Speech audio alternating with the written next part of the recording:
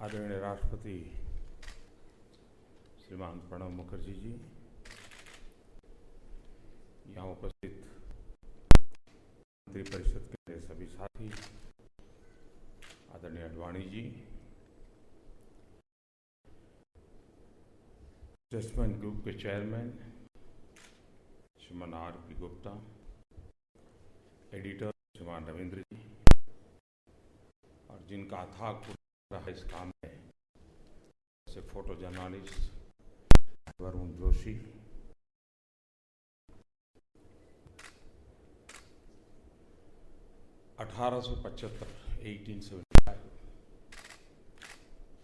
करके एक सुदीर्घ यात्रा और स्टेटमेंट के साथ कई पड़ाव आए, कई राहबर आए,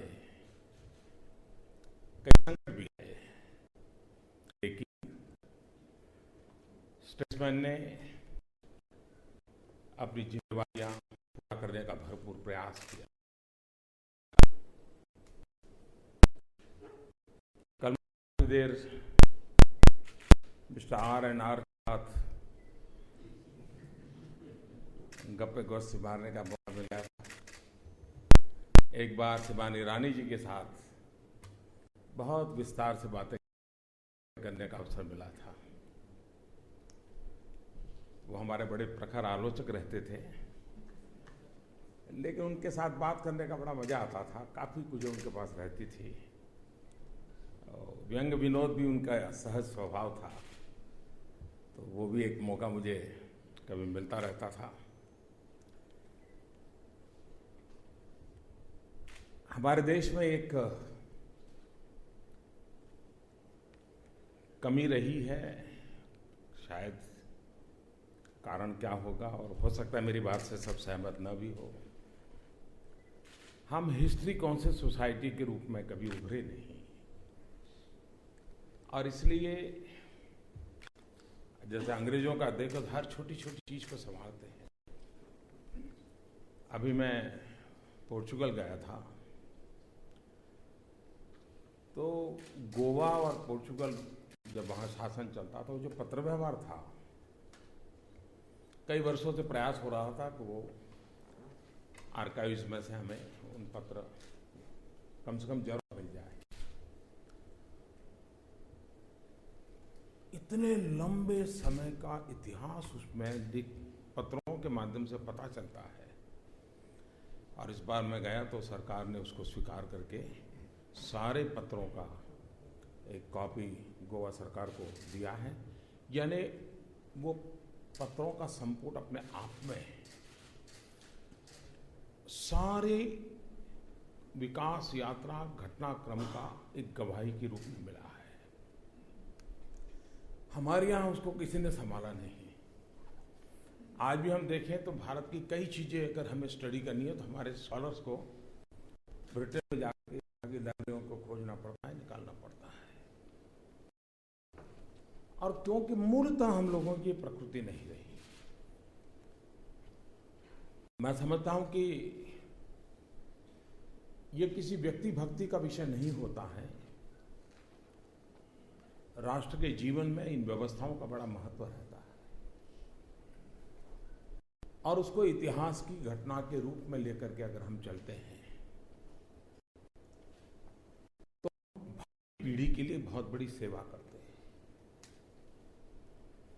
अब ये तो एक तस्वीर यात्रा है।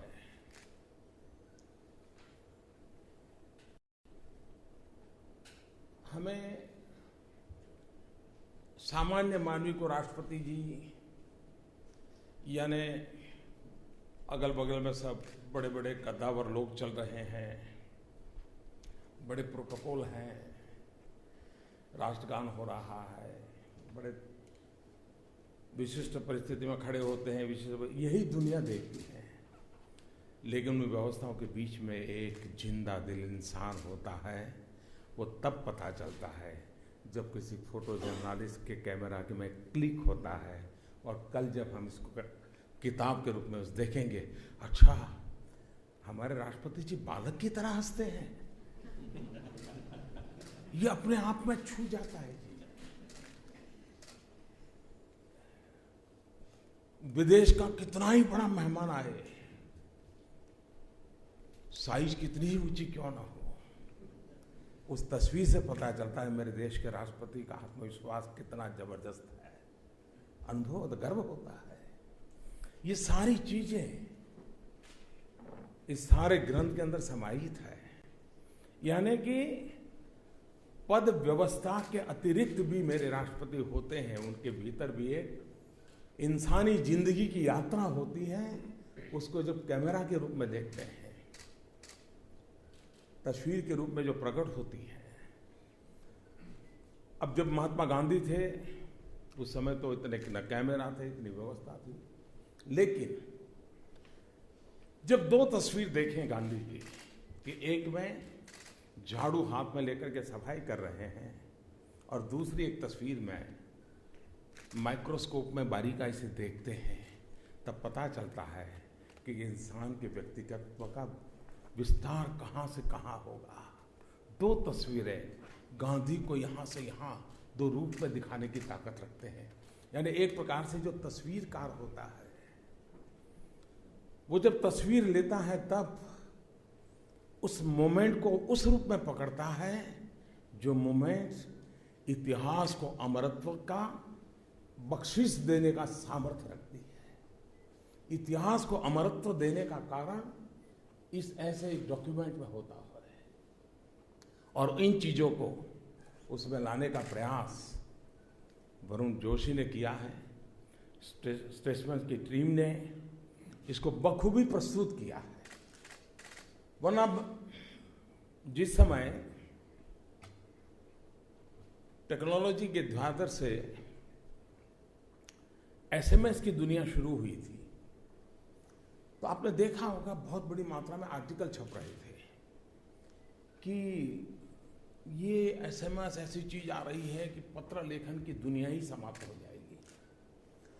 पत्र लेखन अपने आप में मानव संस्कृति की एक अहम विरासत है। अगर वो खत्म हो गई तो भावी पीढ़ी के हाथ कुछ लगेगा नहीं। ये जिनको मालूम होगा 25 साल पहले ये सारे आर्टिकल छपते थे, तब उनको भी पता नहीं था कि टेक्नोलॉजी इतनी बदल जाएगी कि शायद हर एक इंसान अपने आप में क्रिएटिव बन जाएगा, अपने आप में लेखक बन जाएगा और नई नई टेक्नोलॉजी हमारे भीतर की क्रिएटिविटी को जन्म देगी और वो शायद सुरक्षित भी हो जाए।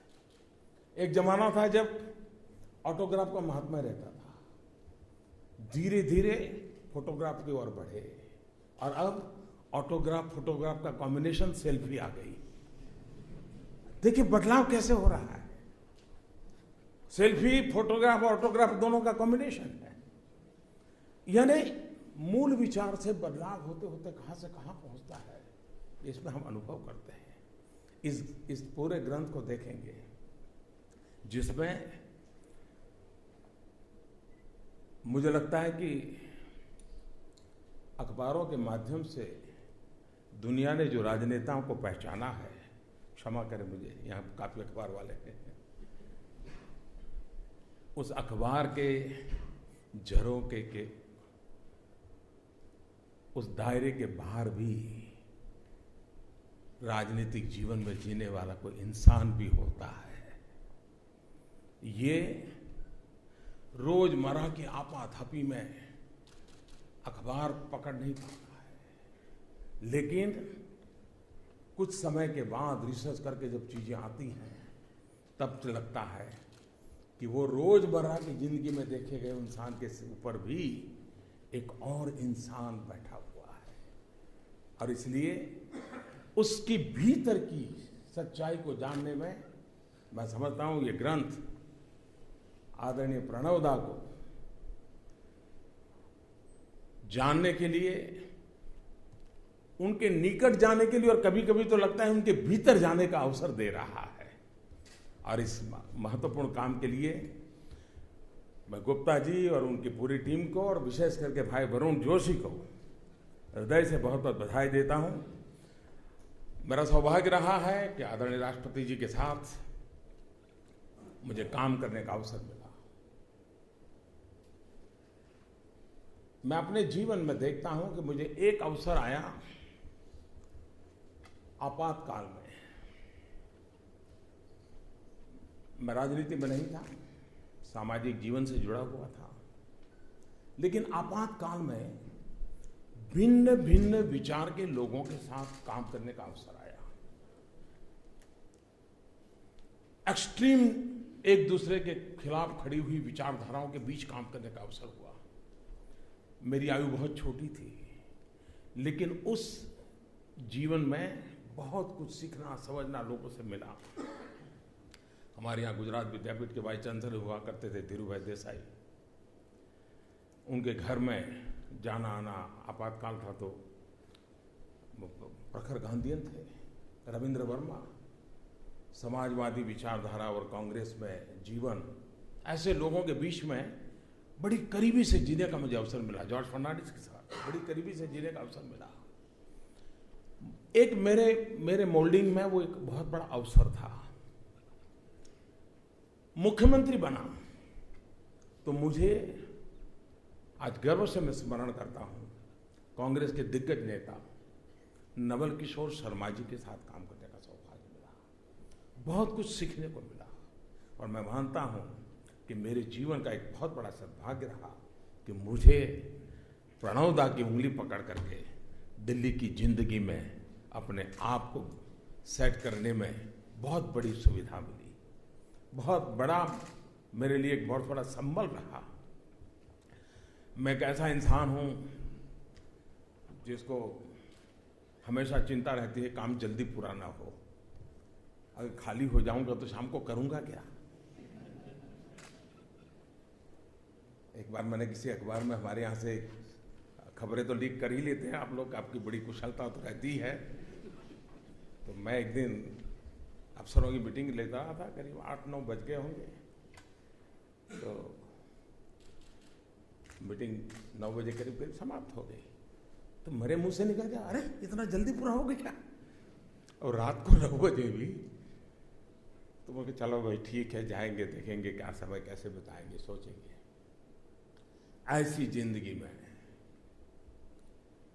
एक भी मेरी मुलाकात पिछले 3 साल में राष्ट्रपति जी के साथ ऐसी नहीं रही जिसमें उन्होंने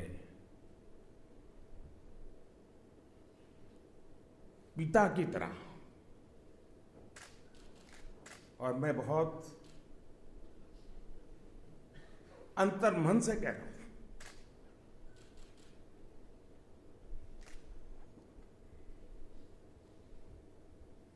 कोई पिता अपने संतान की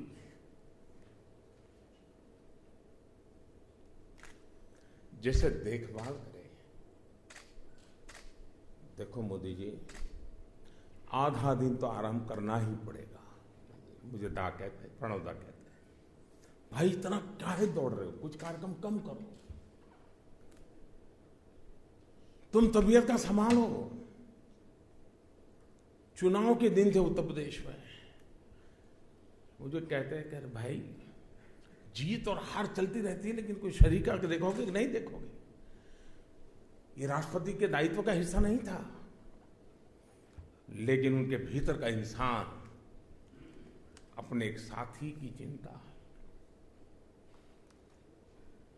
और मैं मानता हूं कि ये व्यक्तित्व, ये संबंध, ये रूप राष्ट्र जीवन के लिए एक बहुत बड़ा, हम जैसे लोगों को प्रेरणा देने वाला काम होता है। और वो काम प्रणव दा ने किया है, आदरणीय राष्ट्रपति जी ने किया है। मैं उनका आदरपूर्वक नमन करता हूं। और आज भाई वरुण जोशी को बधाई देते हुए इस अमूल्य विरासत आने वाली पीढ़ी के लिए तैयार करने के लिए बधाई देता हूं। स्टेट्समैन ग्रुप को बधाई देता हूं। बहुत बहुत धन्यवाद।